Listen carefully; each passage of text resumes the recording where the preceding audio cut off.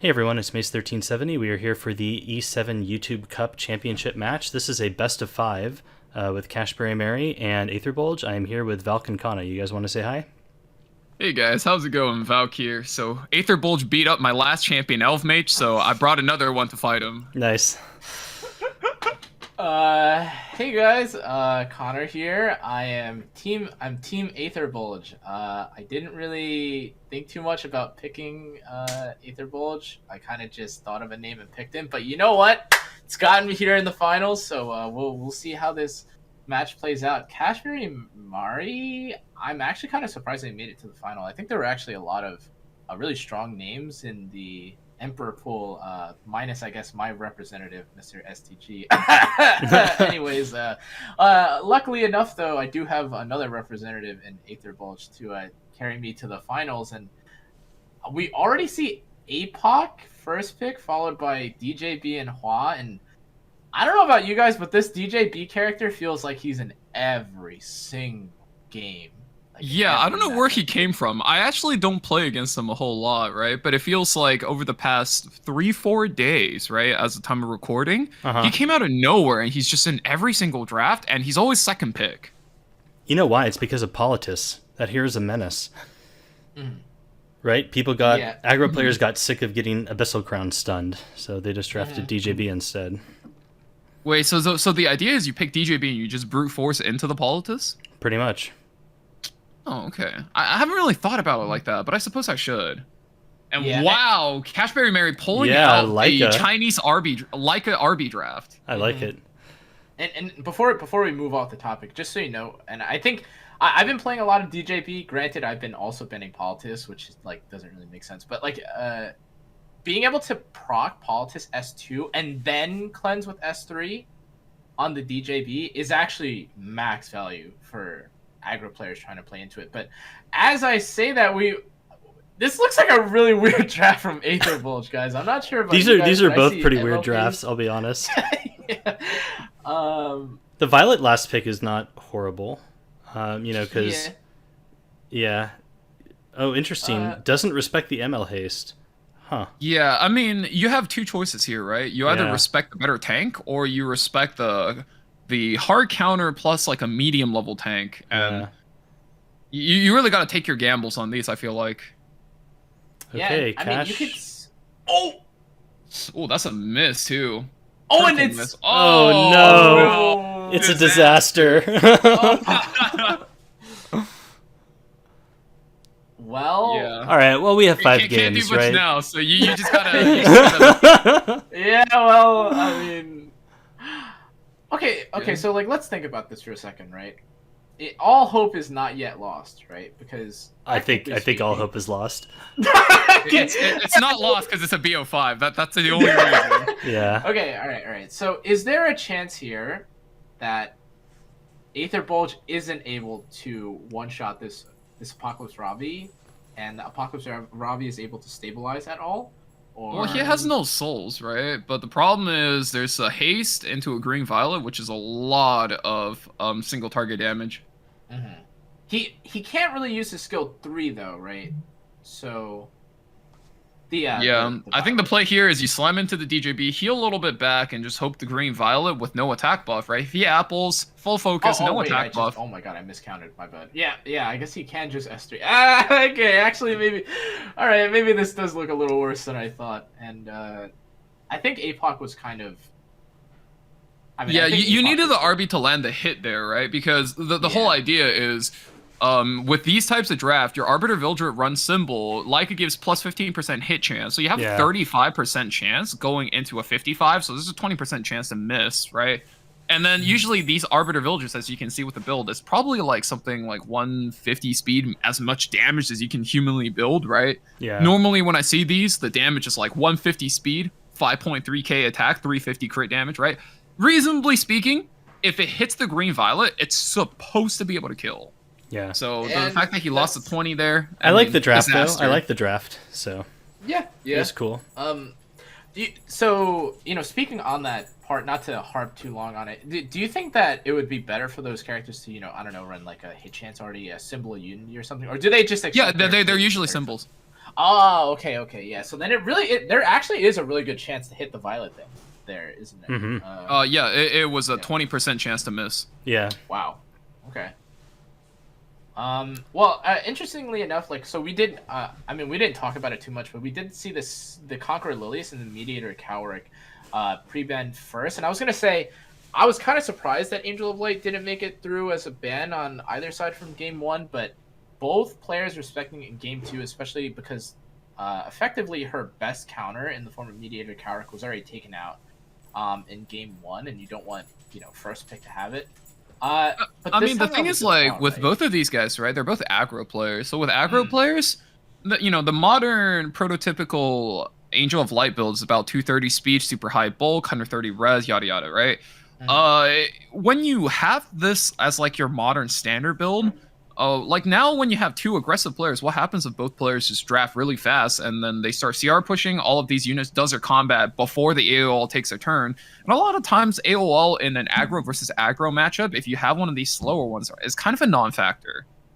Ooh, okay. Leica comes out again. So, I mean, okay, it didn't really seem like that bad of a pick, even from last game, but I wonder if Aitherbulge was paying attention to how fast Leica was. I actually didn't catch how fast it was. I think Aitherbulge wasn't really running a team that was speed contesting to begin with, but as we can see here, he's not, I mean, I guess he's willing to race with the Para here and the DN, but it's really going to come down to this 5th pick, which I'm assuming is probably going to be something like Ida, Faith Athletica, Closer Charles, etc., etc., to kind of round out the draft, but... He needs another DPS to pull with Leica, doesn't he? He has Hua, but... maybe he's attack tuned with. I don't know. I've never Leica'd someone. Yeah, I mean I haven't either. But I mean, in any case, the Leica and the Hua do go through. I think the idea here is he takes first turn, he pulls up Huayang with the S1, right? Because you target debuff them, and then wait, never mind. He's just going to run the S3, this Leica which is has zooming.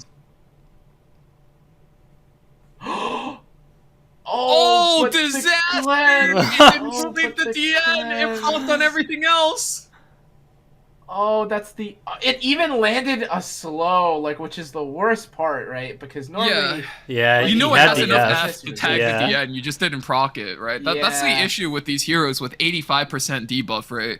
Like they're very strong on paper, but when you need a game to matter, you would prefer to choose a hero that has 100% proc chance. Even with something like Operator Sigrid, or rather Blue Flan, right? 100% defense break chance, boom, 85% it, right? If you take 85%, that just feels so bad sometimes. Yeah, it's definitely not nearly as likely. And but the shoe is already kind of angry, and I think.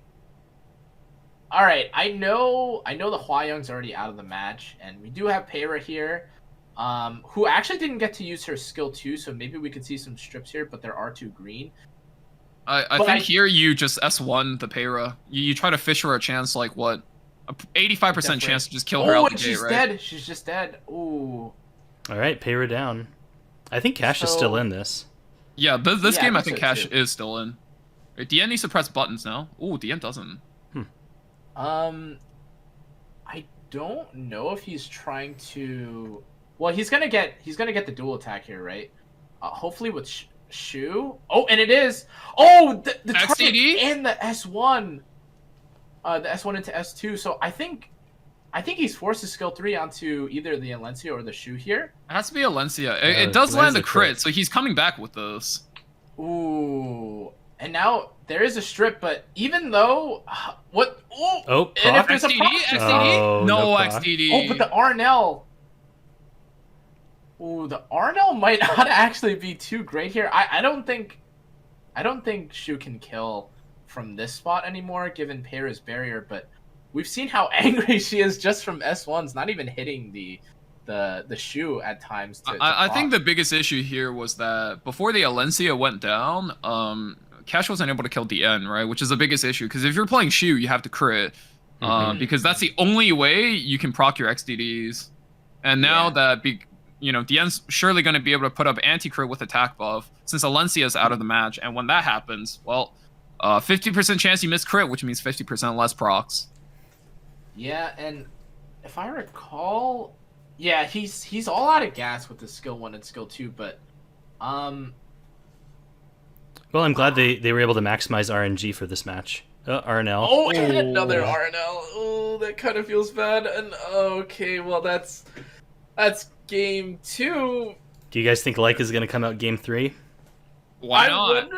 I wonder if Aitherbulge might just ban it. Ban the Leica? Kind of rub a little. Yeah, it's just possible. It's honestly bit. possible. I think it's faster than all the units he's been expecting, right? I will ask you guys a question though, because I know there are 2 types of players, right? So if you lose a match, but not all of your units are dead yet. I know there's people who top right instantly, and there's people who play it out, right?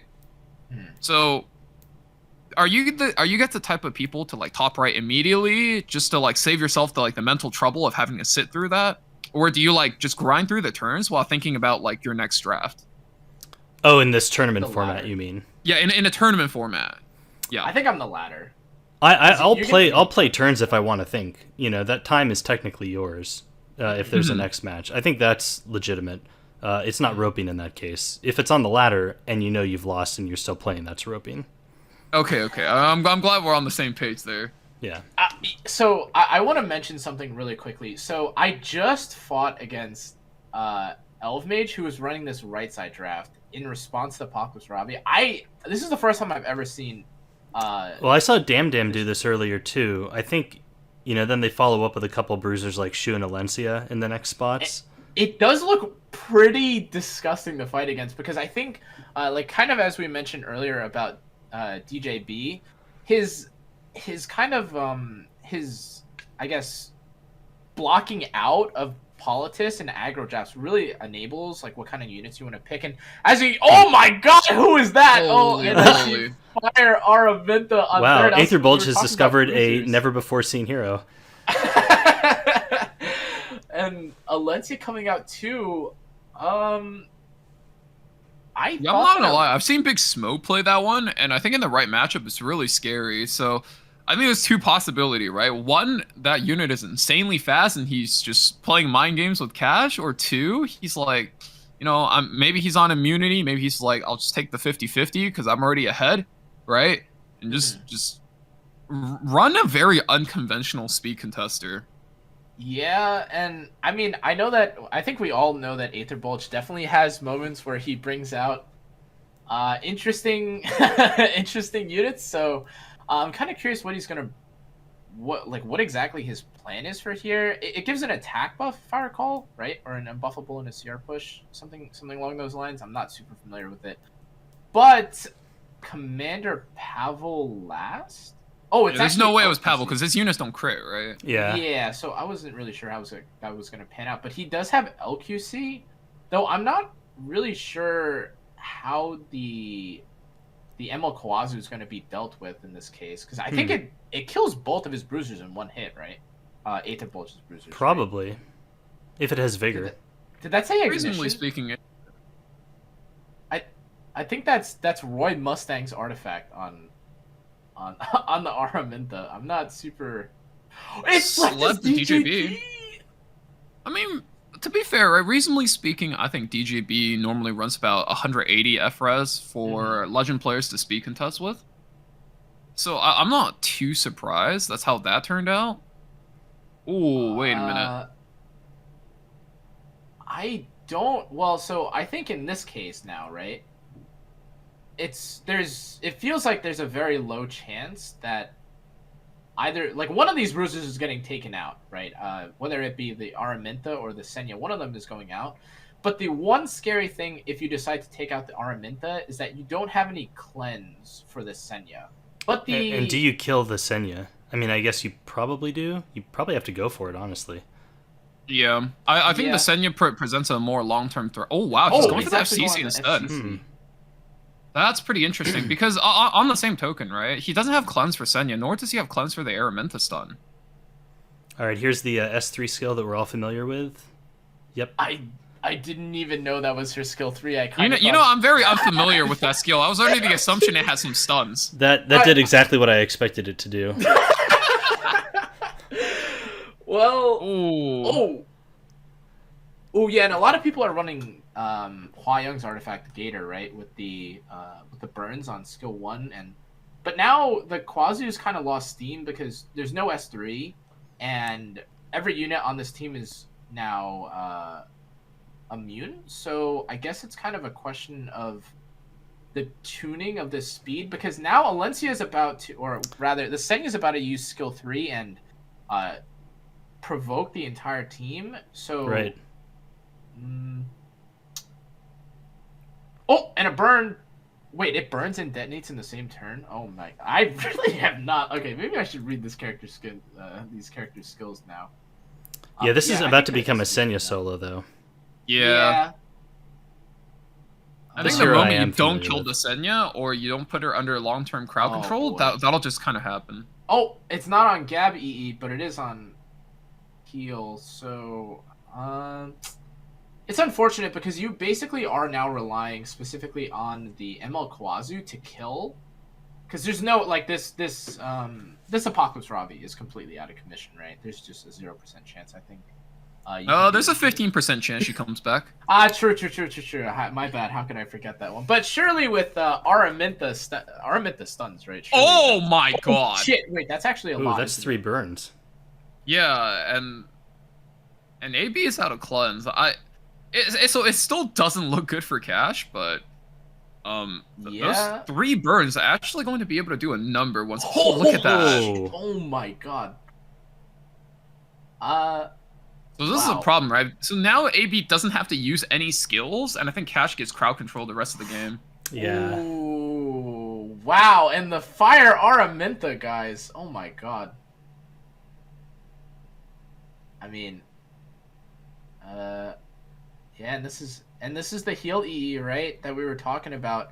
It doesn't heal quite as much as I'm sure we would probably like, but that with the pairing of the barrier is. I Probably think it heals enough for plenty. Yeah, I guess it with. So numerically, it doesn't look like a lot, but when the enemy is blind and they're missing attacks on you and they're only doing chip damage, you're basically healing back all the damage you're taking, right? Yeah. And you get other support, right? Like shields from hand guy and stuff like that. Yeah, you're right. Mm-hmm. And I think this is kind of a sad way to go, but. I mean, well, it is what it is, right? AB's one of the best players in the game. We got to see some really unique drafts today. Yeah. No, this is pretty spicy. I like it. Oh. All right. Well, AB with a pretty convincing 3-0 there. He will be the E7 YouTube Cup champion. So I'm going to have that trophy prepared and posted on my Discord in a Hall of Fame section. And I'll also send a copy to AB, so whatever he wants to do with it is up to him. But thank you guys for joining me. Hey, thank you for having me, Mace. It's always a good time. And yeah, those are some fun games. Thank you guys for watching. Awesome. Yeah, thanks for having me, Mace. Appreciate it. Hey, let's go, Aitherbulge. Woo, yay. Not biased take. Yay, woo, yay. Anyways, yeah. All right, later, guys. Hey, everyone. So I hope you enjoyed that match and the tournament. Now that it is concluded, I have added a Hall of Fame section here on the Discord, and you can see the trophy with Aitherbulge's name on it. And I've also given him the E7 YouTube Championship role, or the E7 YouTube Cup Championship role. So hope you enjoyed it. Please let me know in the comments below. Otherwise, that'll be it for now. Until next time. Later.